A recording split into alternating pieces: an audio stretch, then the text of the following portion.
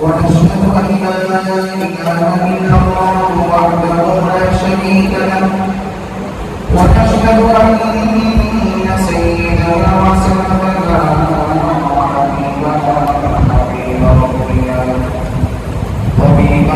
طبيب قلوبنا محمدا عبده ورسوله الذي أرسله الله إلى كافة الناس بشيرا ونذيرا وداعيا إلى الله بإذنه وسراجا منيرا أما بعد فقد قال الله تبارك وتعالى في كلامه المجيد وفرقانه الحميد أعوذ بالله من الشيطان الرجيم بسم الله الرحمن الرحيم إنه من يشرك بالله فقد حرم الله عليه الجنة ومأواه النار وما للظالمين من أنصار وقال رسول الله صلى الله عليه وسلم من مشى مع ظالم ليقويه وهو يعلم أنه ظالم فقد خرج عن الإسلام أو كما قال عليه الصلاة والسلام شكر محمد أهل شكر اللهم صل على محمد وعلى آل محمد كما صليت على إبراهيم وعلى آل إبراهيم إنك حميد مجيد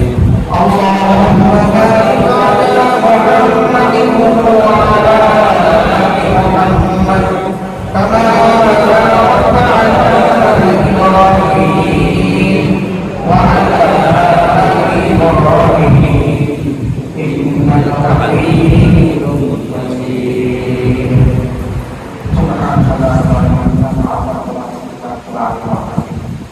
সবাই কেমন আছেন? আলহামদুলিল্লাহ আলহামদুলিল্লাহ আল্লাহ রাব্বুল আলামিনের অশেষ মেহেরবানি আমরা যে আল্লাহ রাব্বুল আলামিন আমাদেরকে সুস্থ রেখেছেন, সমস্ত প্রকার বিপদ-আপদ থেকে হেফাজত করেছেন, আমাদের কোনো অঙ্গহানি হয় নাই, আমাদের হাত পা কাটা যায় নাই, আমাদের মগজের মধ্যে কোনো ভুল হবে নাই, আমাদের চোখের মধ্যে কেউ কোনো ভুলি করে নাই। আল্লাহ রাব্বুল আলামিন এই অবস্থায় আমাদেরকে রেখেছেন। যদিও অনেকে আমরা অভাবের মধ্যে আছি, যদিও অনেকে আমরা ছোটখাটো কিছু বিপদের মধ্যে লিপ্ত আছি, পারিবারিক সমস্যায় লিপ্ত আছি, সামগ্রিকভাবে আল্লাহ রাব্বুল আলামিন আমাদেরকে সুস্থ রেখেছেন। এজন্য সকলে বলি আলহামদুলিল্লাহ। আল্লাহ রাব্বুল আলামিন মসজিদে আগে আগে আসাকে পছন্দ করেন, নামাজের জন্য অপেক্ষা করাকে পছন্দ করেন। নবী করিম সাল্লাল্লাহু আলাইহি ওয়াসাল্লামের অভ্যাস ছিল সবার শেষে মসজিদে আসা, মানে মুসল্লি সবাই নামাজের জন্য বসে থাকবেন, যিনি নামাজ পড়াবেন ওনার আমল হচ্ছে সবার শেষে মসজিদে আসা। উনি আসার পরেই লেখাপড়া শুরু হবে। নবী করিম সাল্লাল্লাহু আলাইহি ওয়াসাল্লাম তার এই আমল ছিল, সেই আমল থেকে ইমামদের এই আমলটা যে ইমামরা সবার শেষে আসবে। তো আগের সময় নামাজের কোনো নির্ধারিত সময় ছিল না। নবী করিম সাল্লাল্লাহু আলাইহি ওয়াসাল্লাম যখনই মসজিদে প্রবেশ করতেন নামাজ পড়ানোর জন্য, তখনই একামত করতেন। অভ্যাস মোতাবেক নবী করিম সাল্লাল্লাহু আলাইহি ওয়াসাল্লামের যখন হুজরা থেকে, মানে বর্তমান রওজা আবহার থেকে বের হওয়ার যে অভ্যাস ছিল, সেটি যখন তিনি বের হতেন তখনই একামত দেওয়া হতো। বিলাল রাদিয়াল্লাহু তাআলা আনহু তিনি নবী করিম সাল্লাল্লাহু আলাইহি ওয়াসাল্লামের হুজরার দিকে অর্থাৎ রওজায়ে আতহারের দিকে সজাগ দৃষ্টি রাখতেন যে কখন নবী করিম সাল্লাল্লাহু আলাইহি ওয়াসাল্লাম পর্দাটা এভাবে সরাবেন। আমার কথা বুঝতে পারছেন? পর্দা যখন সরাইতেন তখনই বিলাল রাদিয়াল্লাহু তাআলা আনহু তিনি দাঁড়িয়ে একামত শুরু করতেন। মানে এটা বোঝা যেত যে ইমাম সাহেব মসজিদে এখন প্রবেশ করছে। তো একদিন ফজরের সময় নবী করিম সাল্লাল্লাহু আলাইহি ওয়াসাল্লামের এই অভ্যাস ছিল, যেই সময় আসার অভ্যাস ছিল সেই সময় তিনি আসছেন না। এরকম হয় না আমাদের সময় পার হয়ে যাচ্ছে, আমার তো বেশি হয়, আমার সবসময় এক মিনিট 2 মিনিট বেশি হয়, সবাই রাগ করে কিন্তু আমি ক্ষমা চাচ্ছি। তো নবী করিম সাল্লাল্লাহু আলাইহি ওয়াসাল্লাম তার যে আসার অভ্যাস ছিল সেই অভ্যাস থেকে ওই দিন একটু তারতম্য হলো। সবাই অপেক্ষা করছেন, ফজরের নামাজ সময় শেষ হয়ে যাচ্ছে, কি অবস্থা, এখন নবী করিম সাল্লাল্লাহু আলাইহি ওয়াসাল্লাম আসছেন না। সাহাবায়ে কেরামের অভ্যাস ছিল নবী করিম সাল্লাল্লাহু আলাইহি ওয়াসাল্লাম না আসা পর্যন্ত ওনারা অপেক্ষা করতেন, সবর করতেন এবং বিভিন্ন আমলে লিখে থাকতেন। আর মুনাফিকদের যে অভ্যাস ছিল, হ্যাঁ কই গেল, হ্যাঁ এখনো আসে নাই, কি অবস্থা, এরকম করতে পারে। তো সেই দিনেও ঠিক এটার ব্যত্যয় ঘটল না। সাহাবায়ে কেরাম সবাই বসে আছেন আর মুনাফিকদের অবস্থা থেকে হাসাহাসি করছেন। তো এই সময় নবী করিম সাল্লাল্লাহু আলাইহি ওয়াসাল্লাম ঠিক যখন সূর্য উঠবার ভাব, মনে করেন নামাজের 10 মিনিট আছে, এরকম সময় এসে নামাজ মানে পড়াইলেন, একামত দেওয়া হলো, নামাজ পড়ানো হলো এবং নামাজ পড়ানোর পরেই সাহাবায়ে কেরামের যে আমল ছিল সবাই নবী করিম সাল্লাল্লাহু আলাইহি ওয়াসাল্লামের সামনে চলে আসবে, কাতার থেকে চলে আসবে। নবী করিম সাল্লাল্লাহু আলাইহি ওয়াসাল্লাম সেদিন বললেন যে তোমরা কাতার থেকে না, তোমরা জায়গায় জায়গায় থাকো, নিজের জায়গায় থাকো। প্রতিদিনের যে অভ্যাস ছিল সেই অভ্যাস মোতাবেক নবী করিম সাল্লাল্লাহু আলাইহি ওয়াসাল্লাম প্রশ্ন করতেন যে কেউ কি কোনো স্বপ্ন দেখছো কিনা, গত রাতের কারো কোনো সমস্যা হয়েছে কিনা।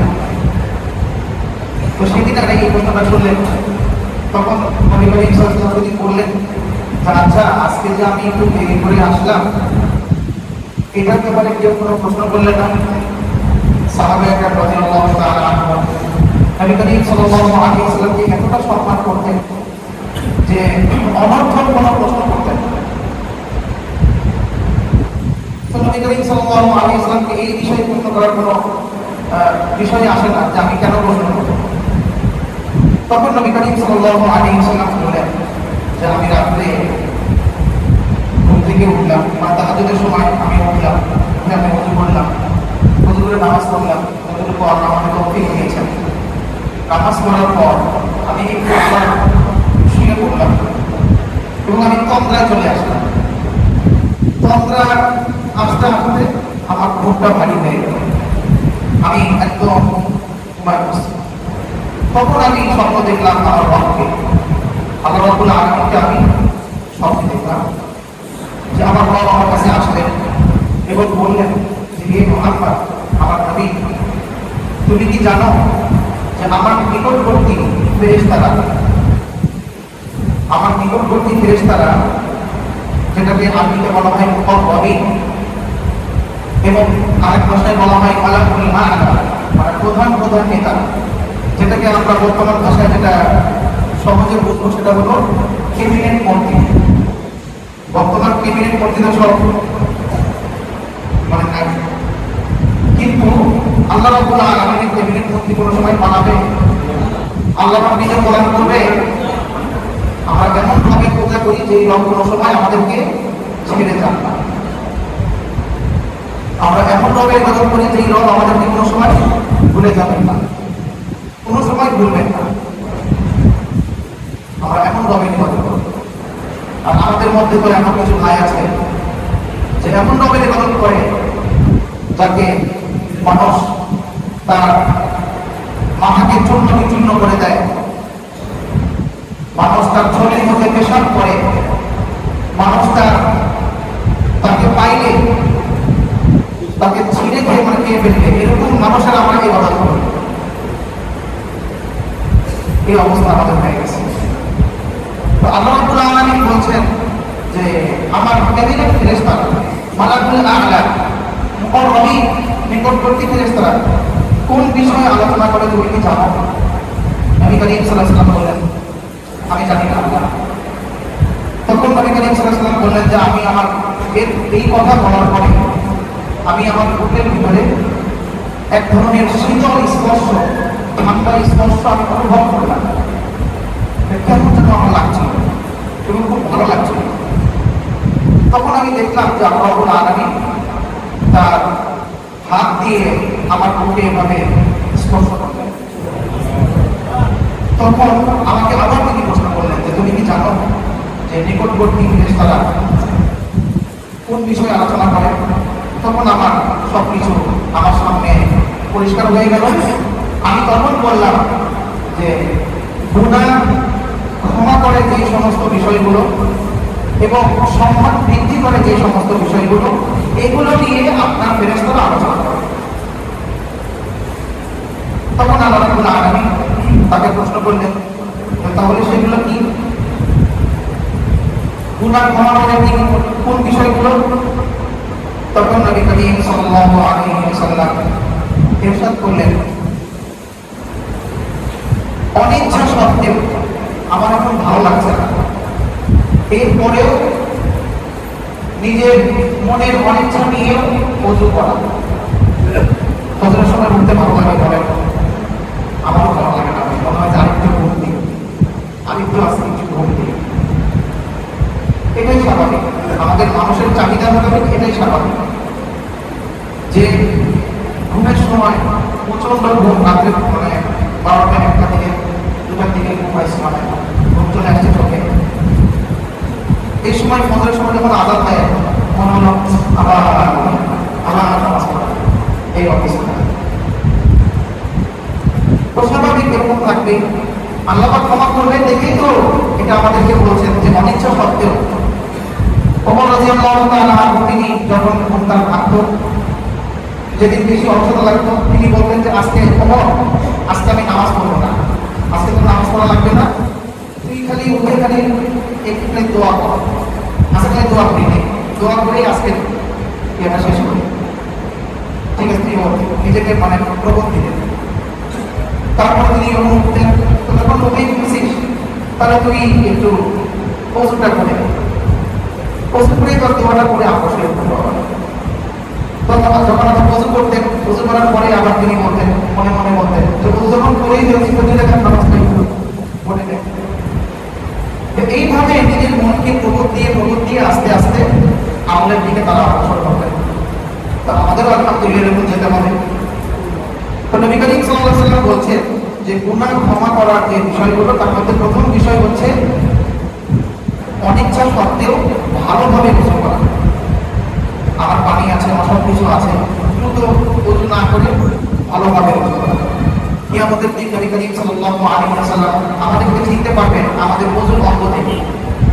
আমাদের কপালগুলো, আমাদের এই হাতগুলো, আমাদের পা, আমাদের কান যেটা আমরা মাসাজ করি, এগুলো তখন জল করতে থাকবে, উজ্জ্বল করতে মানে থাকবে। তখন নবী করিম সাল্লাল্লাহু আলাইহি ওয়াসাল্লাম আমাদেরকে দেখে চিনতে পারবেন। দ্বিতীয় বিষয় হচ্ছে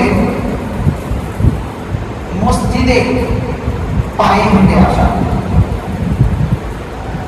নবী করিম সাল্লাল্লাহু আলাইহি ওয়াসাল্লাম বলেছেন যখন বান্দা ওযু করে মসজিদের দিকে নামাজ পড়ার জন্য আসে, তখন প্রত্যেকটা কদমে কদমে একটা ডান কদম যখন তুলে যখন ডান কদমের সামনে দিকে অগ্রসর হয় তার একটা গুনাহ হয়, আর বাম কদম যখন সামনের দিকে অগ্রসর হয় একটা সওয়াব বৃদ্ধি পায়।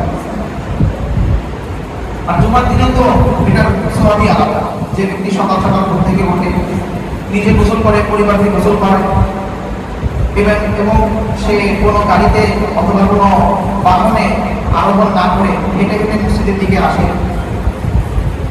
ইমাম সাহেবের একদম সামনের দিকে তিনি বসেন এবং মনোযোগ সহকারে খুতবা শ্রবণ করেন। এত কোনো আমলের জন্য উনি যে মসজিদে আসবেন প্রত্যেকটা কদমে কদমে 1 বছর নফল নামাজ, 1 বছর নফল রোজার সওয়াব তারা আপনাকে করতে পারবে। প্রত্যেকটা কদমে কদমে। জুমার দিনের বিষয়টা আলাদা, কিন্তু স্বাভাবিক আসরের নামাজ, মাগরিবের নামাজ, তারপরে অন্য নামাজগুলো জামাতের জন্য আমি আসছি। এই জন্য আমাদের যখন মসজিদে আসি তখন আমাদের প্রত্যেকটা কদমে কদমে একটা করে গুনাহ, একটা করে সওয়াব, গুনাহ মাফ করা হয়, একটা করে সওয়াব দেওয়া হচ্ছে।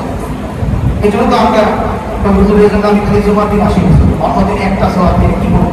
কিন্তু জুমার দিন একবারে 1 বছরের সওয়াব, একটা সওয়াব দিয়ে একটা মাফ বের করে না। এই জন্য দেখবেন যে আসরের সময় আমি নাই, জুমার সময় আসি, আসরের সময় আমি টাইম হয়ে যাবো। তাই নাকি ভাই? এরকম হবে বুঝলেন? 3 নাম্বার হচ্ছে নামাজের অপেক্ষায় বসে থাকা, যেটা আমি আজকে কথা শুরু করেছি।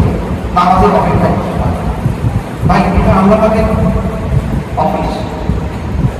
আমরা দুনিয়ার কিছু হারামখোর, মদখোর, লুটপাটকারী, লুচ্চা, যারা উলঙ্গ হয়ে ভিডিও বানায়, সহসভাপতি, প্রেসিডিয়াম সভাপতি কি প্রেসিডিয়াম সদস্য, যারা উলঙ্গ হয়ে নিজের মাস্টার বেশনের ভিডিও বানায়, এদের অফিসে আমরা কি বসে থাকি? প্রিয় নেতা,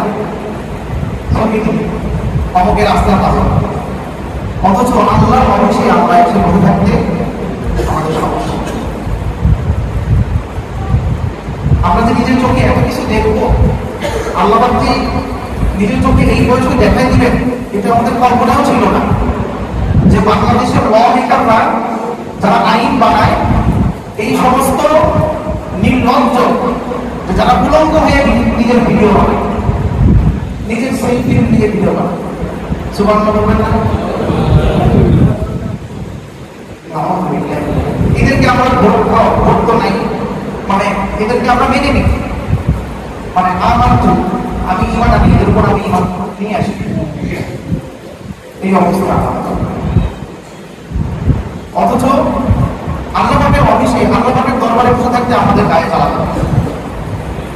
একটু সময় বেশি হলে বিশাল একটা কিছু, মানে অনেক বড় ক্ষতি হয়ে গেছে। 5 মিনিট আর 15 মিনিট দেরি হয়ে গেছে, বাপরে বাপ, বিশাল ক্ষতি। আমার জীবন থেকে 15 মিনিট চলে গেল, এটা কি মানা যায়? হ্যাঁ, এটা কোনোভাবেই মানা যায়? বিশাল বড় একটা ক্ষতি হয়ে গেছে। নামাজের পরে আমরা জুমার দিন এইভাবে মসজিদ থেকে বের হই, মনে হয় যে একটা পাথরের উপর বসেছে না। দুঃখজনক, খুবই দুঃখজনক। এতটা যান্ত্রিক আমরা হয়ে গেছি, এতটা যান্ত্রিক। সপ্তাহ জুড়ে আমরা অফিস করি, সপ্তাহ জুড়ে আমরা ব্যস্ত থাকি, সপ্তাহ জুড়ে আমরা বিভিন্ন কাজে বিজি থাকি। এই জন্য না হয় মসজিদে এসে নামাজ পড়ে আমরা চলে যাই, এটা মানা যায়। কিন্তু জুমার দিনে একটু আধা ঘন্টা, আল্লাহ আমি তোমার কাছে একটু বসে আসলাম, এটা আমরা কোনোভাবে আমাদের হয় না, এটা আমি বুঝি না। এটা খুবই দুঃখজনক একটা বিষয় যে কমপক্ষে জুমার দিনে আমার একটু হুজুর ছিলাম তো, জুমার আগে তো ছিলাম, আপনার বয়ান শুনছি, কথা শুনছি, অনিচ্ছা সত্ত্বেও আপনাকে দেখতে মন চায় না, আপনাকে হারাম করতে মনে হয়, তারপর আপনি বয়ান শুনছি না। হাদিসে বলছেন ওয়াল জুলুসু ফিল মাসাজিদি বা'দা সালাত, নামাজের পরে বসে থাকা, নামাজের পরে বসে থাকা। এই জন্য এই আমলটা আমরা করতে পারবো না, তাই আজকে আমরা শুরু করতে পারি না। মনে করেন ফরজ নামাজের পরে সুন্নত না করে কিছুক্ষণ আমরা বসে থাকলাম, কিছু আমল করলাম, ইস্তেগফার করলাম, সুবহানাল্লাহ ওয়া আলহামদুলিল্লাহ ওয়া লা ইলাহা ইল্লাল্লাহ ওয়াল্লাহু আকবার, সুবহানাল্লাহ আলহামদুলিল্লাহ আল্লাহু আকবার, কালিমা তাইয়্যিবা, বিভিন্ন আমল আমরা করতে পারি। কিন্তু আমাদের মানে মসজিদ থেকে বের হতেই হবে, এমন একটা অবস্থা আমাদের হয়ে যাবে। খুবই দুঃখজনক। এই 3টা বিষয়ের ব্যাপারে নবী করিম সাল্লাল্লাহু আলাইহি ওয়াসাল্লাম বললেন, একটা কি ভাই? ভালোভাবে ওযু করা, অনিচ্ছা সত্ত্বেও মুখস্থ করে বলেন ভালোভাবে ওযু করা। 2 নাম্বার মসজিদে হেঁটে হেঁটে আসা। 3 নাম্বার নামাজের অপেক্ষায়, নামাজের পরে বসে থাকা, নামাজের অপেক্ষায় বসে থাকা এবং নামাজের পরে বসে থাকা, আল্লাহর দরবারে বসে থাকা। এই তিনটা বিষয় বলে আমাদের গুনাহ অনবরত ক্ষমা হতে থাকে। আর তিনটা বিষয়ের ক্ষেত্রে নবী করিম সাল্লাল্লাহু আলাইহি ওয়াসাল্লাম বললেন যে এই তিনটা বিষয় করলে তার সম্মান মান সম্মান বেড়ে যাবে। সেটা হচ্ছে কিন্তু মানুষকে খানা খাওয়া নিঃস্বার্থভাবে। আজকে তো আমরা সব স্বার্থ নিয়ে মানুষকে খানা খাওয়াই। যিনি নির্বাচনে দাঁড়াচ্ছেন উনি মানুষের খাওয়ান এবং সামনে গিয়ে যখন নির্বাচিত হন তখন বাকি সময়গুলোতে যেই টাকা খাওয়াইছেন সেই টাকা সহ তার লক্ষ লক্ষ কোটি গুণ সেটা বিক্রি করে দেন যে এতগুলো খাওয়াইছি। স্বার্থ আছে। কাউকে আমি 10 টাকা দিচ্ছি 20 টাকা খাওয়াচ্ছি, স্বার্থ আছে। মানে স্বার্থ ছাড়া আমরা আজকে একটা টাকাও খরচ করতে চাই না। অথচ নবী করিম সাল্লাল্লাহু আলাইহি ওয়াসাল্লাম বলেছেন যে আল্লাহর দরবারে মানুষের সম্মান এবং সমাজের মধ্যেও মানুষের সম্মান বাড়বে যখন কেউ নিঃস্বার্থভাবে খাওয়াবে। এবং তৃতীয় কাজ হচ্ছে লাইনুল কালাম, নম্রভাবে কথা বলা। নম্রভাবে কথা বলা মানুষের সঙ্গে যখনই আমার দেখা হবে কথা হবে নম্রভাবে কথা বলা। এক জ্ঞানী মানুষ বলতেন যে মানুষের চরিত্র উনি যে এই ক্যাটাগরির লোক এটা কোন সময় প্রকাশ পায়? এটা প্রকাশ পায় হচ্ছে তার যখন প্রচন্ড রাগ ওঠে, রাগ ওঠার পরে তিনি যেই তার যে উপস্থাপনা হয় কথাবার্তা যে সিস্টেমটা হয় এটা হলো ওই ব্যক্তির আসল কি ক্যারেক্টার। বাকি সময় নাটক করে, বুঝলেন নাই? মনে করেন আমার খুব রাগ উঠছে, আমি আপনাকে সব দিলাম, গাড়ি দিলাম, ওই গাড়িটা হচ্ছে আমার কি আসল ক্যারেক্টার, ওটাই আমার আসল চরিত্র। বাকি সময় আমি আমার কি করছি? নাটক করছি, ইমামের নাটক করছি, আমি বাকি করে জুব্বা করে নাটক করছি। আর যদি আমার এরকম হয় যে আমি রাগ করার পরে আমার প্রচন্ড আমার রাগ উঠছে, রাগ করার পরেও আমি আপনার সঙ্গে ঠিক এইভাবেই কথা বলছি, তাহলে আমার ক্যারেক্টার হবে। আর নবী করিম সাল্লাল্লাহু আলাইহি ওয়াসাল্লাম এটাই বলছেন যে তুমি তোমার রাগের সময় নম্রভাবে কথা বলো। আনাস বিন মালিক রাদিয়াল্লাহু তাআলা আনহু নবী করিম সাল্লাল্লাহু আলাইহি ওয়াসাল্লামের 10 বছর উনি খেদমত করেছেন, সেবা করেছেন। 10টা বছর তিনি বলেন যে আমি 10 বছর নবী করিম সাল্লাল্লাহু, আমার কথা বুঝতে পারছেন না ভাই? 10 বছর আমি খেদমত করেছি, কোন সময় নবী করিম সাল্লাল্লাহু আলাইহি ওয়াসাল্লাম রাগ করেছেন আমি বুঝতে পারছি উনি রাগ করেছেন, কিন্তু আমাকে যে বিষয়ে রাগ করা হয়েছে ওই বিষয়ের প্রতি কোনো সময় আমাকে তিনি ধিক্কার দেন, তুমি এটা কেন করলে, এটা কেন করলে, এটা ভাগলো কেন। এই জন্য আমাদের চরিত্রটা এই জায়গায় নিয়ে আসা উচিত যে রাগের সময়ও আমাদের নম্রভাবে কথা বলি। আমরা আজকে মহাত্মা গান্ধীর কথা বলি, আমরা আজকে মাদার তেরেসার কথা বলি, নবীর কথা আমাদের এটা খেয়াল করি না যে আমাদের এটা আলোচনাই নাই। অথচ মাদার তেরেসা বিনা হিসেবে জাহান্নামী, যে ব্যক্তি তাকে জাহান্নামী মনে করবে না তার ঈমান ভঙ্গ হয়ে যাবে। আজকে এই বিষয়ে কথা বলবো, ওই বিষয়ের দিকে যাচ্ছি। বিনা হিসেবে জাহান্নামী, মহাত্মা গান্ধী বিনা হিসেবে জাহান্নামী, যে ব্যক্তি তাকে জাহান্নামী মনে করবেন না সে ব্যক্তির ঈমান ভঙ্গ হয়ে যাবে। এখন যদি কারো মনে থাকে হুজুর আমি ঈমান ভঙ্গ হোক আমি তাও বলবো, তাহলে আর বসে থাকেন না, আপনি যান, আপনার নামাজ পড়া দরকার নেই, এত কষ্ট করে কেন আসছি? আমরা এখানে আসছি আল্লাহর জান্নাত অনেক বড়, অনেক বড় আল্লাহর জান্নাত, আমরা একসঙ্গে জান্নাতে থাকতে চাই।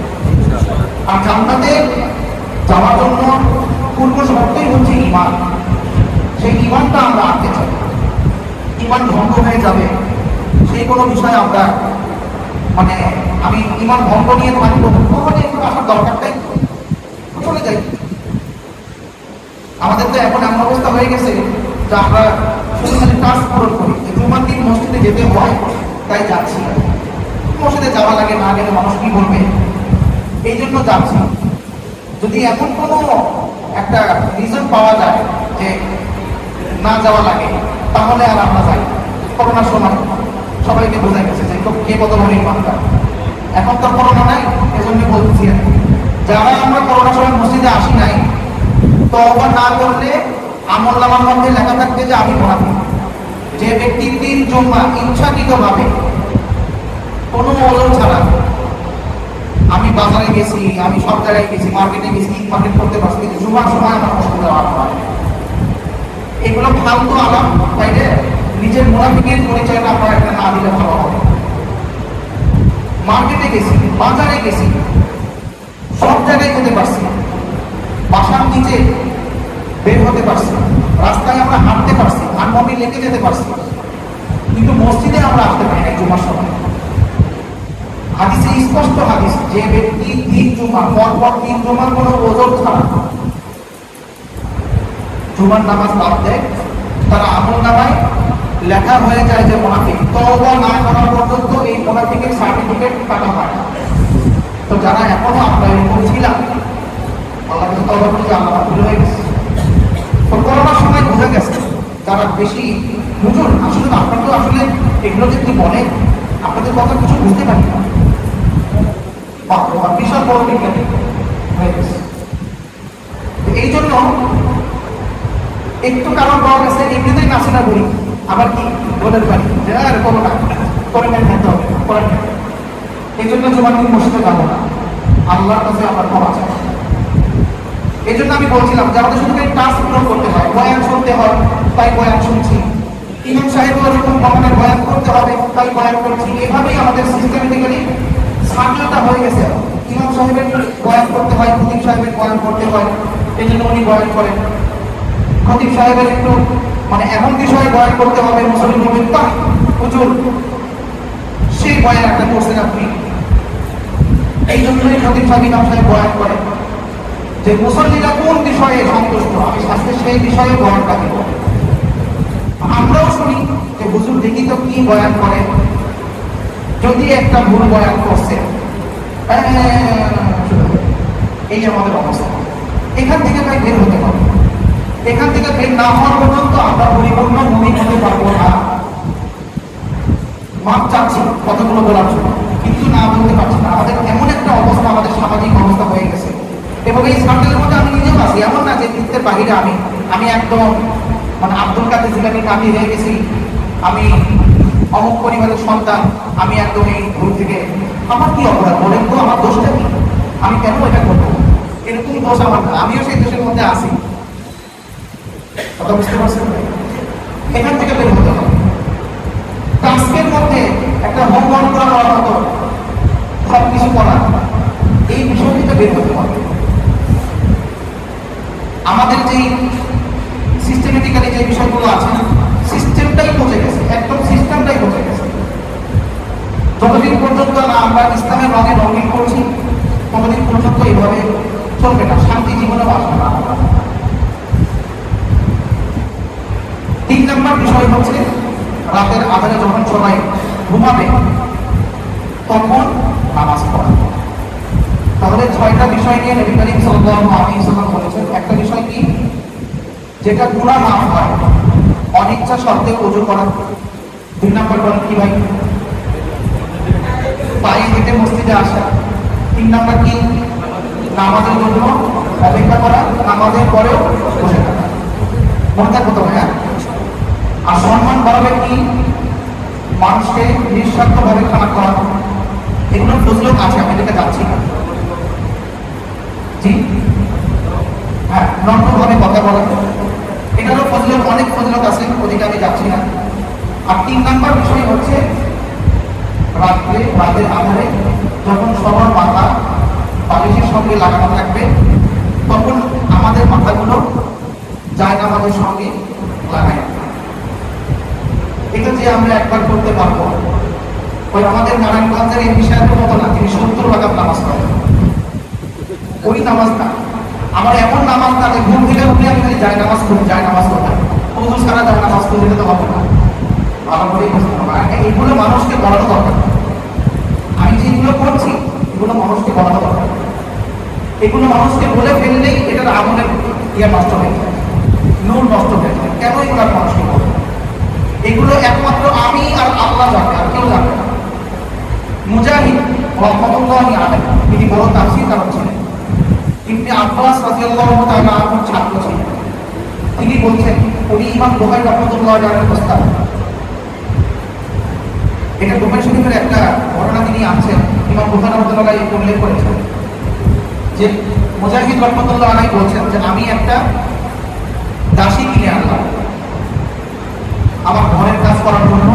আমি পারি না, আমার ক্লাস করাতে হয়, তাফসীর করতে হয়, বিভিন্ন কাজে সময় ব্যয় করতে হয়। তো আমি একটা ঘরের দাসী কিনে আনলাম যে সে ঘরের কাজগুলো করবে। তখন তো দাস প্রথা ছিল। তো সেই দাসী বলছে যে হুজুর, আপনি সারাদিন যত কাজ করেন আমাকে যত কাজ করতে বলবেন আমি সেই কাজগুলো করতে রাজি আছি, কিন্তু রাতের বেলা যে সময়টা এটা আমাকে দিতে হবে। আমি এটা আমার জন্য শুধু আমি রাখতে চাই, আমি এই শর্তে আপনার কাছে রাখতে চাই, আর না হয় আপনি আমাদের কাছে চলে যাবেন। তখন মুজাহিদ রাহমাতুল্লাহ আলাইহি বললেন, ঠিক আছে, তোমার ইচ্ছা। তখন উনি একদিন দেখলেন যে ওই দাসীর ঘর থেকে এক ধরনের আওয়াজ আসছে, কান্নাকাটি করার আওয়াজ, আল্লাহর কথা আসছে। তিনি ঘরে থেকে গিয়ে দেখলেন পুরো ঘর অন্ধকার, কিন্তু তারপরেও এমন একটা নূরের মধ্যে আছে, আলোকিত একটা আভা, যেই আভাটা স্বাভাবিক চাঁদের আলো অথবা বিভিন্ন আলোতে এরকম আলো বোঝা যায়। খুবই সুন্দর একটা পরিবেশ তার ঘরের মধ্যে আছে, এবং তিনি আল্লাহর সাথে, সেই দাসী আল্লাহর সাথে কথা বলছেন। এটা দেখে তিনি আশ্চর্য হয়ে বললেন, সুবহানাল্লাহ। এই আওয়াজটা তিনি ওই দাসীর কানে পড়ার সঙ্গে সঙ্গে দাসী বলছিল যে আল্লাহ, তোমার সঙ্গে আমার এতদিনের এই সম্পর্কের কথা কেউ জানত না, আজকে আমার মনিব জেনে গেছে। সুতরাং এই মনিব থেকে আরেক মনিব এইভাবে পুরো শহর আমার কথা ছড়িয়ে পড়বে। এই জন্য আমি চাই না যে আমি আর দুনিয়া বেঁচে থাকি, তুমি আমাকে ইমানের সাথে তুলে নিও। এই কথা বলার সঙ্গে সঙ্গে উনি শুনছেন এই কথাগুলো। তিনি বললেন যে কথা মানুষ বলেই, উনি এটা শুনে বা শুয়ে বললেন। শেষ রাত্রে যখন আবার তিনি উঠলেন, ঘুম থেকে উঠে দেখলেন যে তাকে ডাকা হচ্ছে, কিন্তু সে আর কোনো সাড়া দিচ্ছে না। পরে গিয়ে নামাজ করে তার কাছে গেছেন, গিয়ে দেখলেন তার নিজের দেহটা পড়ে আছে। এটা হচ্ছে একজন আল্লাহ ওয়ালা মানুষের আলামত, যে যা কিছু হবে আমার এবং আল্লাহর মাঝে হবে, কাউকে বলার দরকার নেই, এত কিছু বলার দরকার নেই। আজকে তো আমরা ওই যান্ত্রিকতার মধ্যে পড়ে মানুষকে দেখাতে হবে, শো অফ করতে হবে, মানুষকে দেখতে মানুষ আমাকে দেখবে, এই একটা অবস্থার মধ্যে আমরা পড়ে আছি। এই আমলগুলো করবো একমাত্র আল্লাহকে দেখানো হবে। আমরা তো বর্তমানে এত ভ্রান্তের মতো ঘোরাফেরা করছি, একটা ঘোরের মধ্যে আমরা কাটাচ্ছি। সকালবেলা থেকে শুরু করে বিকাল 5টা পর্যন্ত চাকরির ভোর, আবার 5টা থেকে এসে রাতের বেলা পর্যন্ত কেউ টিভির সামনে, কেউ চার দোকানের সামনে, কেউ অমুকের কিবোর্ড নিয়ে তমুকের কিবোর্ড নিয়ে বসে আছি, কেউ বিভিন্ন আলামানা নিয়ে আমরা পড়ে আছি। একটা ঘোর, এই ঘোরের মধ্যে পড়ে আছি। গত মঙ্গলবারে আমরা কি খবর শুনেছি কিনা, গত মঙ্গলবারে গাজায় একটা স্কুলে বোমা হামলা হয়েছে। 100 জন মানুষের দেহ ছিন্ন বিচ্ছিন্ন হয়ে গেছে। জানাজাতে পড়াবে মানুষ বোঝা যাচ্ছে না, মানে গোস্ত কোনটা হাড্ডি কোনটা বোঝা যাচ্ছে না। পরে 70 কেজি ওজন করে একজন মানুষকে মাপে নেবে বস্তা করা হয়েছে। এক বাবা বলছে যে আমার ছেলের বয়স হচ্ছে 6, তখন সে বাবা বলছে তখন তারা আমাকে 18 কেজি গোস্ত, 3 6 18 কেজি গোস্ত আমাকে মেপে দিতে। আমাদের মুসলিম ভাই, কিন্তু আমরা ওগুলো নিয়ে কোনো টেনশন নেই। বাস মিডিয়ার মধ্যে খবর আসে নাই, আমি সেগুলো নিয়ে কোনো টেনশন নেই। আমাদের দেশের খবর দিতে দিতেই ফিলিস্তিনের কি অবস্থা হচ্ছে না কোনো খেয়ালই নেই। এইভাবেই চলছে। সফর মাস, আজকে সফরের 10 তারিখ, রবিউল আউয়াল মাস আসছে। নবী করিম সাল্লাল্লাহু আলাইহি ওয়াসাল্লামকে নিয়ে যে কিছু জানা দরকার, সারা বছর কিছু করতে পারি না, রবিউল আউয়াল নিয়ে কিছু করি, সিরাত সম্পর্কে কিছু জানি না, দরকার নেই, এগুলোর কোনো দরকার নেই। কেন আমি এগুলো করতে গিয়ে আমার সময় নষ্ট করবো? যদি পরিপূর্ণ মুসলিম হয়ে যায় তাহলে তো সমস্যা। অনেক সময় তো দোয়ার মধ্যে দেখা যায় আমরা যখন দোয়া করি যে আল্লাহ এই করো এই করো, যখন দোয়া করি তখন তো সবাই আমরা আমিন বলি। এমনও সময় দেখা যায় যে যখন বলি আল্লাহ আমাদের হারাম সম্পদগুলো ধ্বংস করে যাও, আমিও আমিন বলি না। যদি কবুল হয়ে যায় আল্লাহর কাছে, তাহলে তো আমার ফ্ল্যাটটা চলে যাবে, তাহলে তো আমার অনেক জায়গাটা শেষ। এই অবস্থা মানে আমি জানি কিন্তু জেনেও আমি করবো, এই অবস্থা আমাদের হয়ে আছে। আমার দোয়া করছি আল্লাহ ইসরায়েলকে ধ্বংস করো। ভাই আল্লাহ রব্বুল আলামিনের নিজাম, জালেম মাসদুম হবে, ওই মাসদুম আবার জালেম হবে, এইভাবেই চলবে। এই যে এখন আমরা খুব স্বাধীনতা নিয়ে খুব করছি, আমরা তথাকথিত স্বাধীনতা, এই আমরা আবার কি হয়ে যাবো সামনে, জালেম হয়ে যাবো। যারা আগে জালেম ছিল 21 বছর ধরে কি ছিল, মাসদুম ছিল, এইভাবেই চলবে, সার্কেল এইভাবেই চলবে। তাহলে দুনিয়ার মানেটা কি? দুনিয়ার মানে বনি ইসরাইল, আমরা মনে করি যে ইসরায়েল আমাদের উপর এত জুলুম করছে, আমাদের দোয়া কবুল হচ্ছে না। আমরা কি ইতিহাস জানি যে ইসরায়েলের কি অবস্থা ছিল? এই বনি ইসরাইল 1880 বছর যাবত তারা বাস্তুহারা হিসেবে পুরো দুনিয়াতে ঘোরাফেরা করছে। তাদের কোনো ঘর বাড়ি ছিল না, ভিটে ছাড়া বাস্তুহারা ছিল, কোনো কিছু না। আল্লাহ তাদেরকে সমান দিচ্ছে। ওই যে মাসদুম ছিল, ঠিক এর আগেও একই অবস্থা। ফেরাউনের কাছে তারা কি ছিল, মাসদুম ছিল। আল্লাহ তাদেরকে কি করছে, আবার সাহায্য করছেন। 40 বছর পরেই আবার তারা কি হয়ে গেছে, জালেম হয়ে গেছে। অথচ আল্লাহ তাদেরকে সাহায্য করছিলেন, মুসা আলাইহিস সালামকে দিয়ে লোহিত সাগর পার করায় দিয়েছিলেন, কিন্তু এরপরেও তারা আবার জালেম হয়ে গেছে। মানে এক কথা নিয়ামতের মধ্যে ডুবে থাকতে থাকতে আবার সে কি হয়ে যায়। এই জন্য একটা কথা আছে, স্বৈরাচারকে সরিয়ে দিয়ে আমি সেখানে দাঁড়ালাম, দেখি যে ছায়া আর যায় না, স্বৈরাচারের ছায়া দেখি এখনো আছে। মানে কি, ওই লোক তো গেল, কিন্তু আমি যেখানে দাঁড়াইছি ছায়াটা কিন্তু আছে, মানে স্বৈরাচার এখনো আছে। হয় সে না হয় আমি, প্রত্যেকেই আমরা জালেমের মধ্যে, জুলুমের মধ্যে পড়ে আছি। সব দোষ তো আমাদের একজনকে দিয়ে লাভ নাই, আমরা প্রত্যেকেই নিজ নিজ অবস্থায় সবাই আমরা জানি, সবাই আমরা জানি। এই জন্য আমাদের সর্বপ্রথম বর্তমান কাজ হবে যে একমাত্র নিরঙ্কুশ ভাবে ক্ষমতার অধিকারী একমাত্র আল্লাহকে মনে করতে হবে। শুধুমাত্র চিল্লাপাল্লা করে মসজিদের মধ্যে আমি নারাই তাকবীর বললাম, না আল্লাহু আকবার বললেন, সুবহানাল্লাহ বলতে বললাম, আপনারা সুবহানাল্লাহ বললেন, এগুলো নিয়ে আসলে এগুলো কোনো কমার্শিয়াল স্লোগান, এগুলোর কোনো বেল নেই, এটার শোনার কোনো সময় নেই। আপনার মন আপনার মুখ একসাথে হচ্ছে কিনা এটা দেখতে হবে। আমাদের মন এবং আমাদের মুখ একসাথে হয়েছে কিনা, যদি হয়ে যায় তাহলে আল্লাহ আমাকে আস্তে আস্তে ভালো করছে। আর যদি এরকম হয় যে আমরা আমাদের মতো বয়ান করলাম, আমরাও শুনলাম, কিন্তু ওই হারাম টাকা ভাবেই খাচ্ছি, অফিসে গিয়ে জুলুম করছি, নিজে যারা অবস্থান যারা কর্মকর্তা আছে এদের সঙ্গে খারাপ ব্যবহার করছি, তরকারি আলা রিক্সা আলা এদের সঙ্গে খারাপ ব্যবহার করছি, তাহলে আসলে এটার কোনো পরিবর্তন হবে না। প্রত্যেকে আমরা জুলুমের মধ্যে পড়ে আছি। আল্লাহ পুরা দুনিয়াকে বানাইছেন কত সুন্দর করে আমল করতে পারে, কিন্তু আমরা সেই আমলটাই করছি না, মানুষকে দেখানোর জন্য সব কাজগুলো করে যাচ্ছে। ঈমান ভঙ্গের যতগুলো কারণ আছে সমস্ত কারণ আমার মধ্যে পাওয়া যাচ্ছে, সমস্ত কারণ। প্রথম কারণ হচ্ছে শিরিক করা, আমি শিরিক করছি, যদিও আল্লাহ ছাড়া অন্য কাউকে ডাকি না, কিন্তু বলি যে স্যার উপরে আল্লাহ নিচে আপনি স্যার, আল্লাহ ছাড়া কিন্তু কাউকে ডাকছি না। আবু জেহেলের মতো কাউকে আমি বলছি না যে মানে আল্লাহ উজ্জা মানা অমুক দেবতা তমুক দেবতা, এটা বলছি না, কিন্তু কথায় কথায় বলে ফেলছি স্যার উপরে আপনি, কি বলে উপরে আল্লাহ নিচে আপনি। নামাজি ব্যক্তি ইমাম সাহেব নিজেও বলে যে বেটা টাকা ছাড়া দুনিয়া চলে, টাকাটা হলো সেকেন্ড ওয়ার্ড। আমি অনায়াসে বলে ফেললাম সবচেয়ে বড় যে ইমান ভঙ্গের কারণ এটাই আমার মধ্যে পাওয়া গেছে। কোনো দুঃখজনক কথা, একজন মুশরিককে ঘৃণা করা, যে আল্লাহর সাথে অন্য কাউকে শিরিক করে, তাকে আমার ঘৃণা করতে হবে। কিন্তু হ্যাঁ, মানুষ হিসেবে তার যে সামাজিক মূল্যায়ন সেটা আমি দিব। কাউকে ঘৃণা করা মানে এটা না যে তার সঙ্গে আমি খারাপ ব্যবহার করবো না, ঘৃণা ঘৃণা জায়গায় থাকবে, কিন্তু সামাজিক যে মূল্যায়ন সেটা দিতে হবে।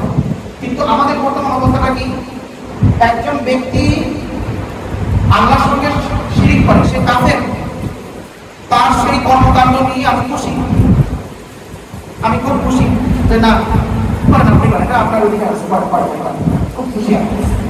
সামনে মনে করেন পূজা আসবে, আমরা গিয়ে দাদা নাড়ুটা কই, নাড়ু নাড়ু, মানে খুবই আমি খুশি।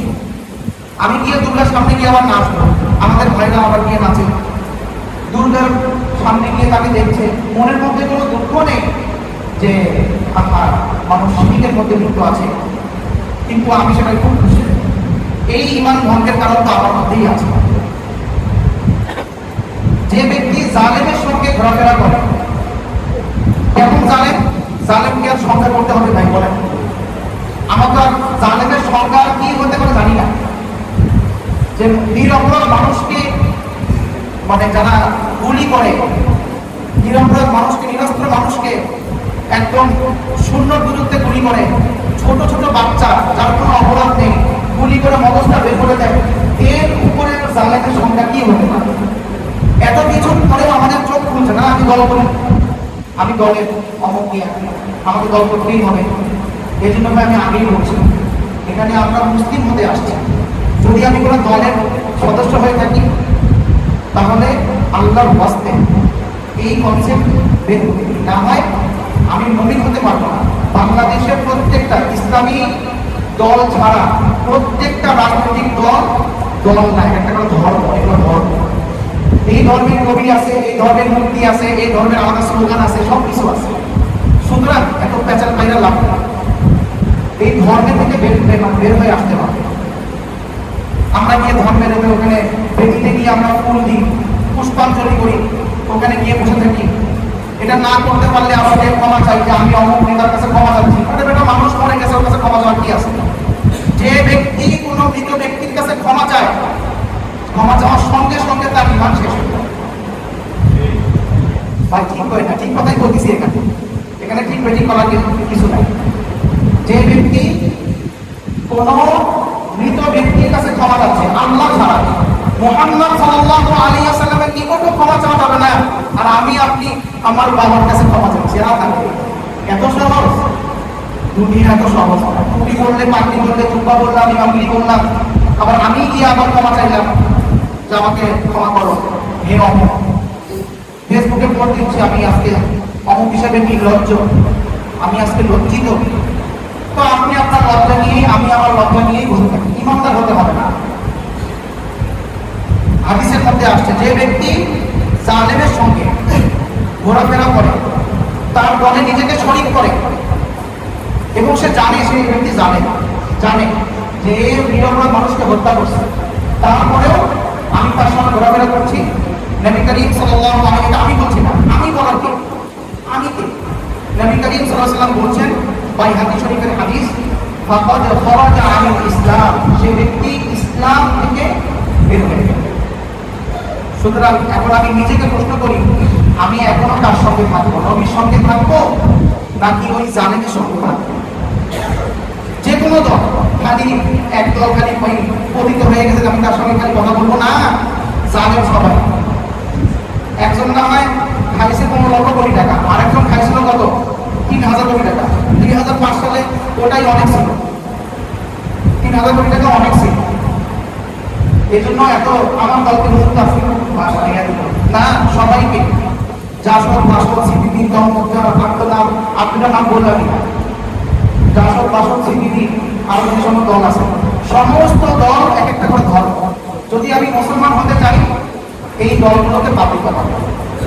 হয় ইসলামী দল করবো, আর না হয় কোনো দল করবো না, একমাত্র আল্লাহর দল।